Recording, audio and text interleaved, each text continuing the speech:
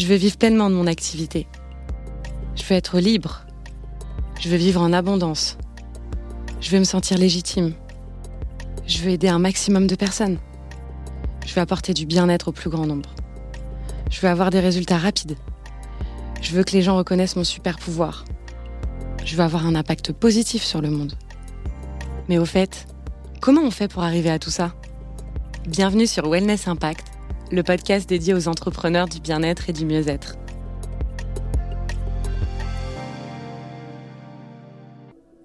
Ça y est, c'est le retour de la Wellness Impact Academy, le parcours création. Le premier collectif qui te garantit d'avoir toujours quelqu'un sur qui tu peux compter pour garder la motivation, remplir ton agenda et vivre sereinement de ton activité bien-être mieux-être. Alors si tu es dans le secteur du bien-être mieux-être et que tu viens de débuter ton activité, ou bien que tu as déjà débuté et que tu souhaites un véritable coup de pouce pour incarner ta mission de vie, jette-y un coup d'œil rapidement. 24 heures d'accompagnement en groupe et en individuel, de nombreuses ressources audio et vidéo, une hotline pour poser toutes tes questions. Bref, la WIA est un programme hyper complet pour te permettre de propulser ton activité. En plus, notre accompagnement est éligible au CPF. Rejoins notre communauté de plus de 500 entrepreneurs du bien-être et du mieux-être. Toutes les infos sur coplenny.fr/wellness-impact-academy. Bonjour à toutes et à tous, bienvenue dans ce nouvel épisode de Wellness Impact, le podcast qui vous accompagne dans votre aventure entrepreneuriale du bien-être et du mieux-être. Alors aujourd'hui, on va parler d'un sujet essentiel pour tous les entrepreneurs de ce secteur. Savoir dire non et poser des limites. Non ! Alors dans cet épisode, nous allons aborder les raisons pour lesquelles il est important de savoir dire non. Comment poser des limites saines et comment appliquer ces principes dans votre entreprise. Alors installez-vous confortablement, respirez profondément et laissez-moi vous guider à travers cet épisode. Si vous êtes entrepreneur dans le milieu du bien-être et du mieux-être, vous savez probablement à quel point c'est difficile de dire non. Vous êtes passionné par votre métier, vous voulez aider les autres, vous voulez réussir et vous voulez être présent pour vos clients. Mais cela peut vous amener à dire oui à tout, même si ça signifie sacrifier votre propre temps, votre énergie et votre bien-être personnel. Alors c'est important de reconnaître que dire oui à tout n'est pas toujours la meilleure option. En fait, cela peut avoir des conséquences négatives sur ta santé mentale et physique, sur tes relations et sur ton entreprise. Car oui, tu as une entreprise. Cela peut t'amener à te surmener, à manquer de temps pour les activités importantes comme ta famille ou tes loisirs et à ne pas être capable de répondre à tes besoins, aux besoins notamment aussi de tes clients de manière optimale et donc à perdre la passion pour ton métier. L'art de dire non est un concept fondamental dans la philosophie du bien-être. Cela va au-delà de la simple action de refuser une demande ou une offre. C'est une action de respect de soi, d'établissement de limites claires, de compréhension de ses propres besoins et valeurs, et finalement d'une prise de conscience spirituelle. Mais pourquoi est-il si difficile de dire non ? Tout d'abord, nous sommes souvent conditionnés à penser que dire non, c'est malpoli ou égoïste. On a tendance à vouloir être aimé et apprécié par les autres, et dire non peut nous faire sentir coupable ou anxieux. Pour beaucoup, cela peut être lié à une crainte de déplaire aux autres, ou de perdre une opportunité. Cela peut également être lié à un désir de plaire à tout le monde, d'être aimé et donc accepté. On a également souvent peur de perdre des opportunités ou des clients si on dit non. En tant qu'entrepreneur dans ce secteur, tu es probablement motivé par ta passion d'aider l'autre. Tu veux répondre aux besoins de tes clients et de ta communauté. Dire non peut donc sembler contraire à tes valeurs et à ta mission. Mais il est important de se rappeler que dire non ne signifie pas que tu es égoïste ou que tu n'aimes pas l'autre.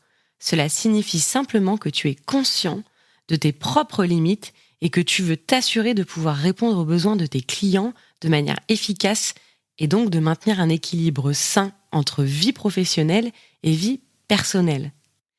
Je vais te raconter 2 anecdotes qui me concernent et pour lesquelles j'ai eu du mal à dire non. Au début du lancement de Coplénie, j'avais du mal à poser les limites vis-à-vis de nos clients. Et comme je faisais tout, absolument tout, donc j'accompagnais en fait 8 à 10 personnes par semaine, je ne posais aucune limite à ça. J'avais pour rôle d'accompagner tous les professionnels du bien-être et du mieux-être. J'enchaînais donc les rendez-vous conseils tous les jours. Je ne refusais pas la date fixée avec mes clients. J'avais du mal à aller aux toilettes ou à boire un verre d'eau entre chaque rendez-vous.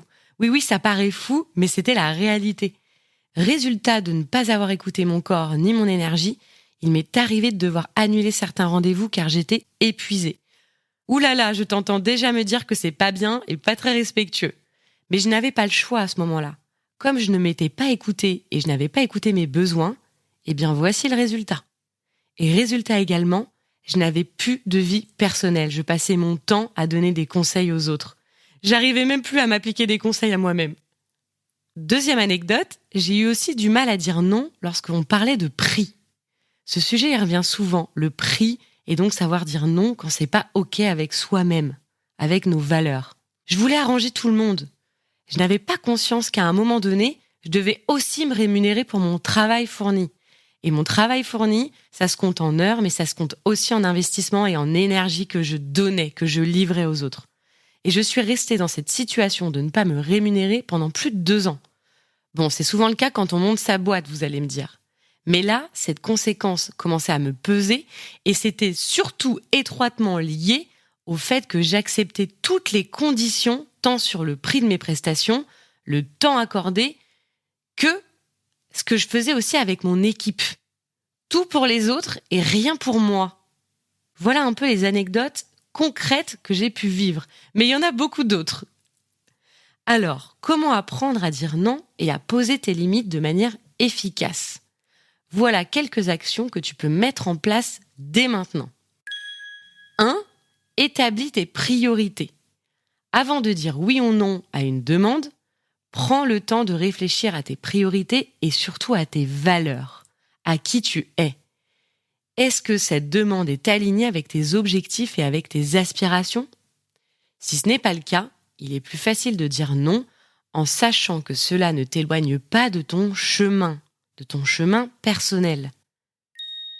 2. Pratique la communication consciente. Alors la communication consciente, ça consiste à exprimer ses besoins, ses limites et ses sentiments de manière claire, honnête et respectueuse. Si tu es confronté à une demande qui ne correspond pas à tes priorités, essaie d'expliquer les raisons pour lesquelles tu ne peux pas répondre favorablement tout en restant bienveillant et compréhensif. 3. Apprends à dire non sans culpabilité. Souvent, dire non peut être accompagné de sentiments de culpabilité et de peur de décevoir les autres. C'est important de réaliser que dire non n'est pas une mauvaise chose. Ça fait partie de la construction d'une entreprise durable et de la préservation de tes propres équilibres de vie, de tes propres domaines de vie. Rappelle-toi que tu as le droit de dire non sans ressentir de la culpabilité. C'est OK. 4. Sois créatif dans tes solutions alternatives. Si tu ne peux pas répondre favorablement à une demande, essaie de proposer des solutions alternatives qui peuvent aider la personne tout en respectant tes limites. Par exemple, tu peux suggérer une autre personne ou entreprise qui pourrait répondre mieux à sa demande. 5. Prends du temps pour toi. Prendre du temps pour soi, c'est essentiel pour maintenir un équilibre sain entre vie pro et perso. Écoute ton corps et tes besoins. Prends le temps de te poser et de te reposer, de te ressourcer et de pratiquer des activités qui te nourrissent réellement.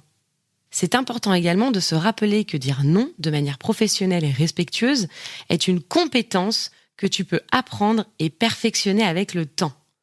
En ayant des limites claires et en sachant dire non quand il le faut, tu peux gérer ton temps et ton énergie de manière plus efficace et productive, tout en protégeant ton bien-être personnel. L'essentiel, non ? En conclusion, je dirais que dire oui à tout peut sembler être la meilleure option pour aider les autres à développer ton entreprise. Mais cela peut en réalité nuire à ta santé et à ton entreprise à long terme.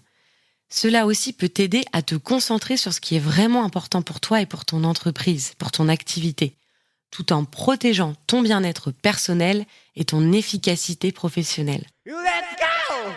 J'espère que cet épisode pourra t'aider à dire non plus souvent et à dire oui avec beaucoup plus de respect de toi. À très vite! Merci d'avoir écouté cet épisode. J'espère qu'il saura t'aider et t'éclairer.